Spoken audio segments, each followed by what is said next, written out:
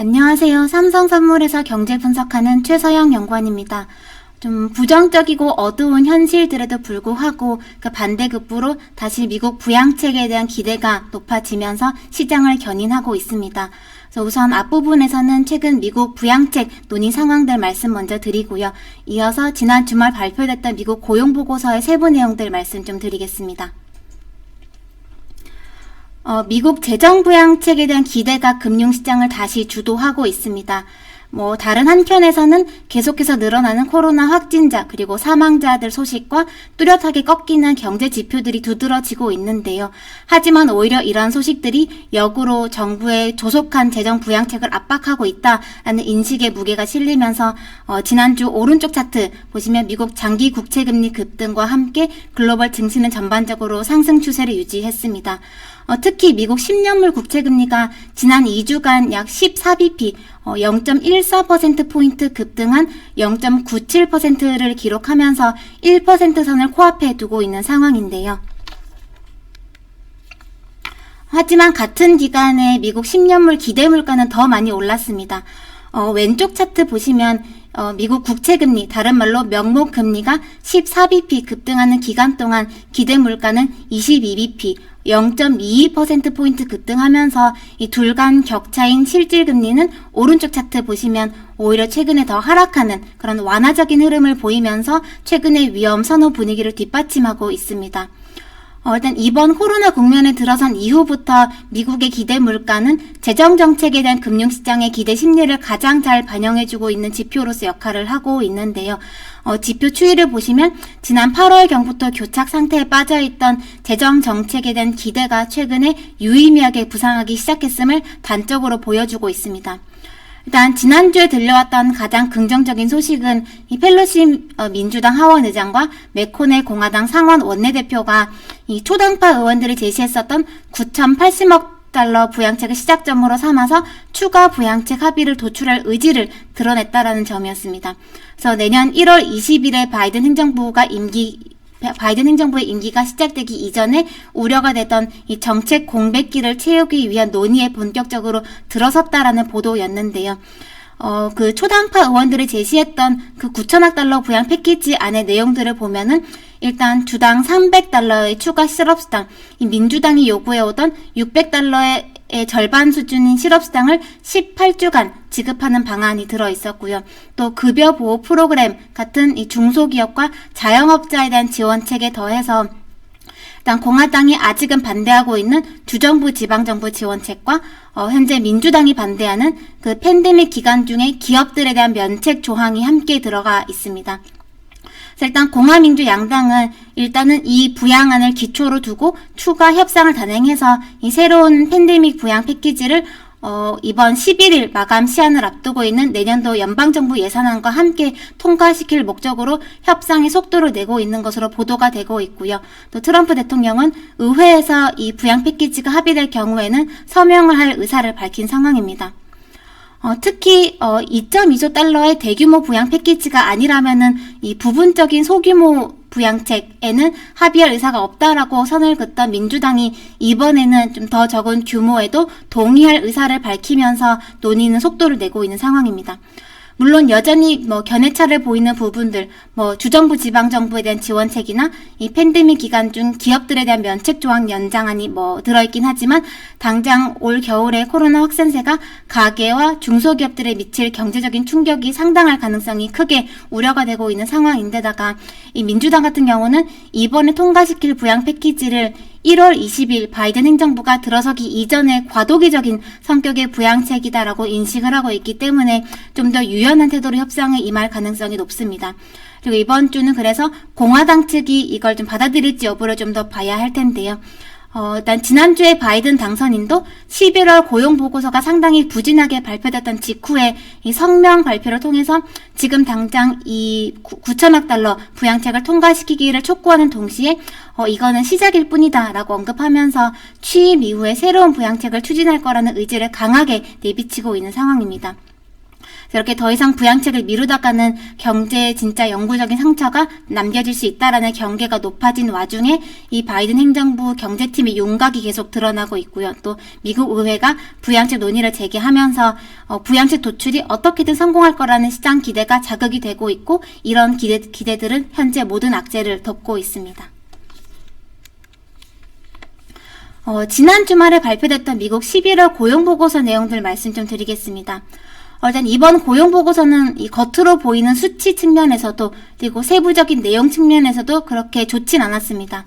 우선 비농업 부분 취업자 수는 예상치였던 46만 명 대비해서 약 절반가량 수준인 24.5만 명 증가를 기록하면서 이 고용 회복 탄력이 뚜렷하게 둔화가 되고 있다는 점을 보여줬는데요. 그리고 실업률 같은 경우는 6.7%로 지난달 6.9% 대비해서는 좀 낮아지긴 했지만, 이 경제활동 참가율의 하락이 함께 진행이 됐었다라는 점은 이번 실업률 하락의 긍정적인 의미를 희석시켰습니다. 경제활동 참가율이 하락했다라는 거는요, 이번 실업률 하락의 배경에 이 실업자들의 취업자 전환만 있는 게 아니라 실업자들의 구직 활동 자체가 줄어든 영향, 이 구직 활동 포기 영향이 함께 포함되어 있다는 걸 의미하기 때문인데요. 그래서 이런 부분은 이번 달에 전체 인구 대비 고용률이 지난달 대비 하락했던 점에서도 드러났습니다. 다르게 얘기하면은 오른쪽 차트 보시는 이 경제활동 참가율이 아직 이렇게 회복이 되지 못한 환경에서는 실업률 수치 자체가 가지는 의미를 그만큼 좀 희석시켜서 받아들일 필요가 있습니다. 코로나 이후에 낮아진 참가율이 아직 이렇게 회복이 되지 못하고 있다라는 거는 여러 가지 이유들로 인해서 고용시장 자체에서 빠져나간 사람들 중에 상당수가 아직 고용시장에 다시 돌아오지 못하고 있다라는 걸 의미합니다. 그래서 이 정책 기반자들 입장에서는 이런 사람들, 고용시장에서 유출된 사람들이 다시 고용시장으로 돌아와서 새로운 일자리를 찾아 나서는 것까지를 고용시장의 유의미한 회복으로 판단을 할 겁니다. 그리고 이 전체 실업 중에서 영구적 실업 비중도 일단 계속 높아지고 있고요. 또 실업자들의 실업 기간도 계속 장기화가 되면서 경제에 취약한 고리에 대한 우려는 계속 높아지고 있습니다. 왼쪽 차트 보시면 미국 전체 실업자들의 평균 실업기간, 중앙값 기준인데요. 평균 실업기간은 코로나 이전에 약 9주 정도에서 지금 약 19주 정도로 길어졌고요. 또 오른쪽 그림 보시면 27주 이상, 반년 이상 실업 상태에 놓여있는 실직자도 코로나 이전에 약 110만 명, 120만 명 정도에서 꾸준히 늘어나서 이제는 400만 명에 육박하고 있습니다. 이렇게 장기 실업자가 증가한다라는 거는 이 실업수당의 수령 기간이 끝나서 더 이상 수당을 받지 못하는 실업자가 늘어나고 있다라는 걸 의미를 하고요. 동시에 이 실업이 장기화될수록 재취업이 점점 더 어려워질 가능성이 높기 때문에 앞으로 실업률의 추가 개선 속도가 느려질 수 있음을 시사하는 이런 정책적인 대안이 필요한 계층으로 분류가 됩니다. 또 좀 주목해볼 부분은 미국의 주정부, 지방정부들의 고용자 수가 지난 3개월 연속 감소했다라는 점입니다. 어떻게 보면은 민간에서 회복된 고용 중에서 일부를 주정부들이 오히려 깎아먹고 있었다라는 의미인데요. 근데 이거는 주정부 그리고 지방정부가 겪고 있는 재정적인 어려움이 고용시장에 드러나고 있는 것으로 볼 수가 있습니다. 이 미국의 주정부, 지방정부들은 이 연방정부, 이 중앙정부와는 달리 균형 예산을 요구를 받습니다. 그렇기 때문에 지금처럼 경기 위축으로 세수가 줄어들 경우에는 지출도 함께 줄여야 합니다. 그래서 일반적으로 재정정책 같은 경우는 침체기에 좀 더 많이 쓰고 또 호황기에는 좀 아껴 쓰는 그런 경기 사이클과 역행하듯이 활용을 해서 소위 카운터 시클리컬하게 활용을 해서 경기 사이클의 등락, 경기 사이클 진폭을 줄이는 역할을 하는데요. 근데 이렇게 세입과 세출을 항상 비슷하게 맞춰야 하는 규정을 안고 있는 주정부들은 그런 경기 충격 방어 역할을 잘 하지를 못합니다. 그래서 경기가 둔화되면 세입이 줄어들 거고요. 그러면 세출도 함께 줄여야 하는 그런 압박에 놓여 있는 거죠. 그래서 이번에 연방정부의 추가 이 주정부 지원이 없으면은 주정부들은 해당 지역의 공공 서비스를 줄이거나 기존에 가지고 있던 인프라 투자 계획을 축소시키거나 또 기존의 고용자들을 해고를 해야 하는 압박과 동시에 증세에 대한 고민을 할 수밖에 없습니다. 이미 일부 주들에서는 이런 현상이 나타나고 있는 상황인데요. 그래서 이 연방정부 차원에서 재정 확장 정책을 추진하더라도 주정부들이 이 부족한 예산 때문에 긴축적인 정책을 펴게 되면은 민간 가계 입장에서는 최종적으로 맞닥뜨리는 재정 정책 효과는 깎일 수밖에 없게 됩니다. 그래서 예전에 버냉키 전 연준 의장도 지난 2008년 금융위기 당시에 연방정부 정책의 가장 큰 실수 중 하나로 이런 주정부, 지방정부들에 대한 불충분했던 지원을 지적하면서 이런 추가 지원이 없으면은 연방정부 재정 부양책의 효과를 주정부 측에서 갉아먹을 것이다라고 경고를 하고 있습니다. 이번 부양 패키지에 주정부와 지방정부들의 지원안이 포함될지 여부를 이런 측면에서 좀 주시할 필요가 있습니다. 그리고 마지막으로 추가로 우려가 되는 부분은 사실 미국 고용보고서는 해당 월의 둘째 주를 기준으로 집계가 됩니다. 그렇기 때문에 이번 11월 고용보고서도 11월 둘째 주에 집계가 된 건데요. 그래서 11월 후반으로 갈수록 악화가 됐던 코로나 상황들 그리고 몇몇 주들의 거리두기 강화 조치들이 아직은 덜 반영된 결과일 가능성이 높습니다. 그래서 12월 고용보고서는 아마 이번 달 대비해서 더 좀 부정적인 결과를 보여줄 가능성이 높다라는 점인데요. 네, 이렇게 아마 이번 겨울에는 경제 지표들은 좀 더 부정적인 경제 단면을 보여줄 가능성이 높습니다. 하지만 금융시장은 그 빈자리를 메워줄 정책을 바라보면서 최근 진행되는 증시와 경기가 높은 괴리는 지속이 될 가능성이 지금으로선 좀 높아 보입니다. 그리고 장기적으로 좀 보더라도 지금처럼 경제 체력이 약한 동시에 부채 부담이 높은 시기에는 이 정책은 실물 경제의 약한 고리들을 위해서 부양적인 태도를 유지할 수밖에 없기 때문에 그 과도기 동안 자산시장은 경제 펀더멘털과 별개의 흐름을 당분간 지속할 가능성이 높습니다. 다만 이거는 그만큼 이 정책 자체에 대한 센티멘트에 따라서 시장이 큰 변동성이 노출될 가능성을 동시에 좀 높이는 요인이다라는 점에서 마냥 편안하게 볼 수 있는 장세는 아닐 수 있습니다.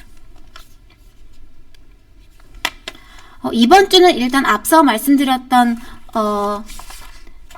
미국 신규 부양책 논의가 가장 핵심이고요. 그리고 미국 의회 양당이 오는 11일 금요일 연방정부 예산안 마감 기한 내에 내년도 예산안과 추가 부양 패키지 타결을 함께 목표로 내걸고 있기 때문에 이 부양책 논의가 막판 속도를 낼지 시장 관심이 가장 집중될 것으로 보입니다. 그리고 이 10일 목요일에는 ECB 회의가 열리는데요. 여기서는 팬데믹 긴급 매입 프로그램 PEPP의 자산 매입 확대 그리고 TLTRO 장기대출 프로그램 강화 같은 이 다방면의 추가 대응책이 시장 기대를 충족시키는 수준으로 발표될 가능성이 높다라는 생각입니다. 만약 새로운 부양책이 시장의 기대를 하회를 할 경우에는 그때 발생할 수 있는 리스크를 감내를 할 만한 여유가 ECB에게는 별로 없습니다. 그리고 또 아마 ECB는 최근에 가파른 달러와 약세로 인한 유로화 강세가 유로존 경기 그리고 물가에 하방 압력을 미치는 것에 대한 부담을 피력을 하긴 하겠지만 최근 미국 추가 재정 부양 기대가 전방위적인 약달러 환경을 조성하고 있기 때문에 좀 제한적인 기대만을 받고 있는 ECB의 추가 정책이 유로화 약세 환경을 만들기는 다소 좀 어려워 보이는 상황입니다.